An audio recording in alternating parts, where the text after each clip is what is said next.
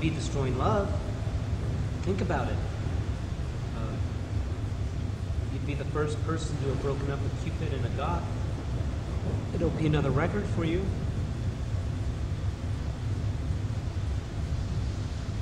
Every lawyer in the world would envy you. They will, won't they?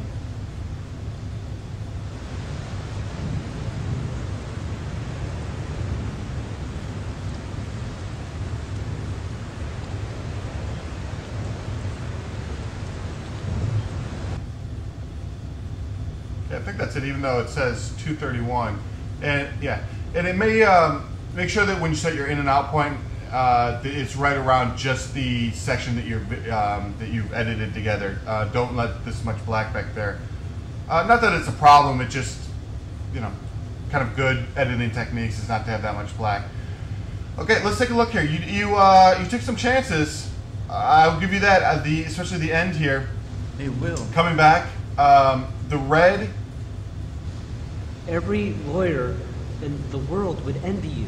They will. If you guys can't hear this on mine, just make sure you watch it on YouTube. I know it seems to feel your levels are a little low on the audio aspect of it. The red, I'm not fond of it. I think that if there's more, it would seem less stand out, you know, or it might stand out less.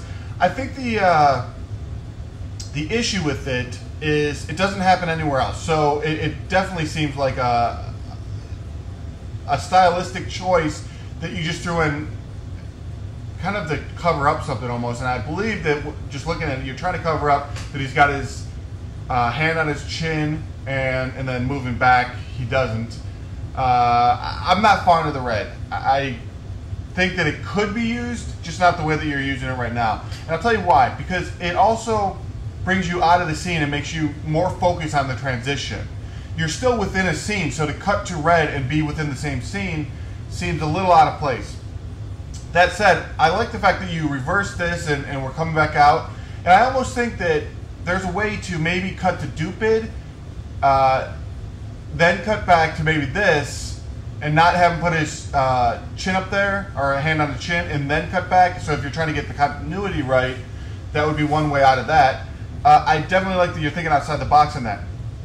The other thing that was kind of a standout was, let me see if I can find it, is the hands here. We have so much dialogue going while these hands are here. So if we're looking at pacing, we're focused more on what his hands are doing than what they're saying. So just keep that in mind. You might want to make this a little bit shorter. And if you want to use it to build up the pacing of it, have Dupid say something, then cut to that. Don't let him talk all the way over this. Because then it's like, hold on, let me just see this. I know you're not too fond of us Cupids, and see right there, you could cut. we're not too fond. We're still on it, still on it, still on I it. need to- And then we cut to here. Now another thing after this is we're talking with Dupid right now, so we don't really get to see him because you have that hand so long. So I think we need to come back to him sooner. But then when you cut back to the lawyer, it's after he's done talking. Fall out of love with me. And I like that cut. what's in it for me? Well, you'd be destroying love. See, right now, we didn't see him say that, and that's kind of the focal point of this conversation is what is in it for the lawyer. So that's letting us know as an audience member he's ready to negotiate, but we want to see that. Now, you don't have to start, it shouldn't be back forth, you know, meaning that Dupid says something, then the lawyer says something, then Dupid, then lawyer. So you're cutting over dialogue, which is great. But just come back to the lawyer a little bit more. Let us see it a little bit more. I like this wide cut here. Like that. That's good. What's in it for me? So it should be what's in it, and then maybe cut back to him for me, so that we get that he's ready to negotiate. Well, you'd be destroying love. Think about it. Okay. You'd be the first. So that's good. So Phil, good job on this. I think, you know, it might sound like I'm being overly harsh on your edit, but I think that your pacing is there. It's just your shot selection and how long you're holding out the shot is what needs a little bit of tightening up. But overall, it's good. I mean, it's really hard to teach pacing. That's the kind of, you kind of have to just keep doing it and try different things to see the pacing. So hopefully that works. Let me also see what happened with this other upload here.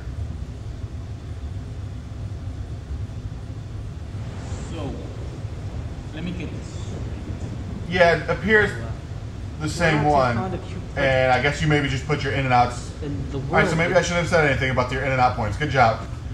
Okay, so I do look forward to, if we could chat this week, that'd be good. I'll then give you notes on your week 5.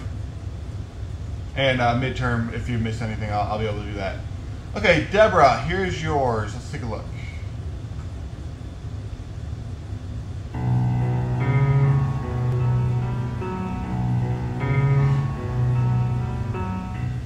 So, let me get this straight. You dare come in here and ask for my help? I know that you're not too fond of us Cupids, and we're not too fond of you bloodsuckers either. But I need your help to get this woman to fall out of love with me. And what's in it for me? Well, you'd be destroying love. Think about it. You'd be the first person to have ever separated a Cupid and a goth. It'll be another record for you.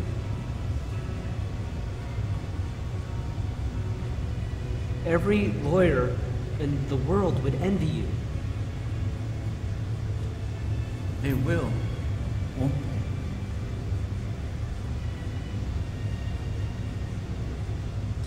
All right, Deborah, great job. You know what's interesting about this is this has a completely different feel than the other two. So this is why I think it's good for you guys to watch these and definitely check out what other people are doing, because there's different feels that you could do with the same footage. So Philip, look at how she used the hands on this one. I think that's kind of what you're trying to do with this, where it's a decision making within the hands, and we get it. I think on yours you handed it a little bit long. And again, I don't mean to like totally pile on you. I just want you to get the ideas behind this. Okay, so Deborah, a couple things. One, your music trails off a little harsh in the beginning here. It's loud, and then it just kind of stops. I think you need to gradually bring that down, okay, so that you hear a little bit of his voice over the music to hide that it's actually fading down if you want to fade it all the way out like that. Okay. The thing here, I think you have a good back and forth here. I think that when let's and ask play. for my help? This is good. Okay, but when he says ask for my help, I think that right after he says help, we need to cut back to dupe it a lot sooner, because ask for my help is a very direct question for dupe it, and this is where he gets a little bit nervous. So watch how much time you leave after my help. So it should be my help, cut. My help? Cut. So we have a couple frames there. Now, it's probably, I'm going to say 24 frames, so almost a second, maybe 20 frames, which doesn't seem like much, but if you keep adding up these 20 frames, that's what gets the pacing of this film here. So just keep that in mind. Every frame counts in this kind of thing. And ask for my help? Now, it's almost like, I know when I watch it, just from an editing standpoint, you should almost feel it. The more you go over this one little section, you almost should feel and be able to snap when the cut should be. So let's take a look and see if that happens. And ask for my help? Cut. Okay, great look there.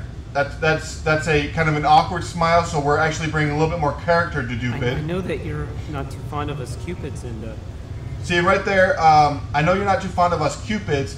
This goes back to what I was saying to James, is whose scene is this? And that's in how you cut this, and not just screen time as was the case with James, but if you watch this, Cupids, and we have more frames in the beginning here. So if he says something like, I know you're not too fond of us, and then the head shake, it brings a different kind of personality to him, where he doesn't have to think about everything. He's just reacting. Right now he's thinking. Too fond of us Cupids, and we're not too fond of... So, I don't know if I'm explaining that exactly correctly. It would be easier if I just showed it to you, but I don't have your edit here with me. But just try that. Try and tighten these moments up. You might find that it doesn't work. So I might be wrong in this. It's just one of those things you got to try. But and Deborah, you could also make the argument that he is having to think about everything because he's a lawyer. So you could make that argument. And that's kind of the thing about editing. Like, I know that it seems a little bit wishy-washy where I'm like, oh, try this, try that. But it really is just a matter of trying to see what works. If we want the lawyer to be calculated and has to think about everything, then we almost have to extend these scenes.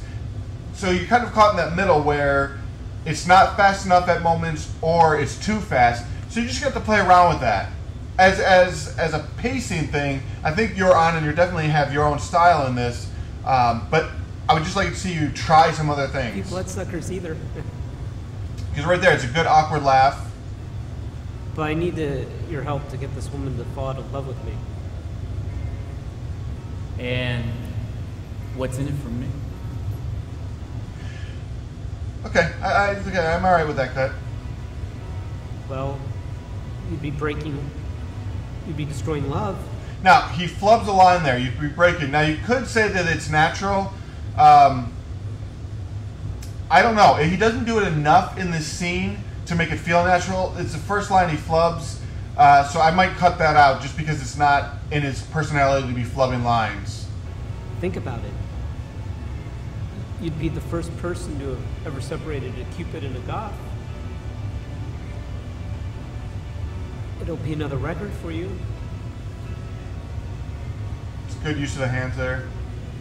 Every lawyer in the world would envy you.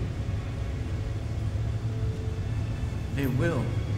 Well, See, now this is kind of the opposite thing. You cut really fast here to his answer, and if we're going to build up that he calculates everything, then we'd have to have that a little bit longer and draw out that decision. If this is this kind of hardcore decision that has to be made, we should build a little bit of tension and then holding this out.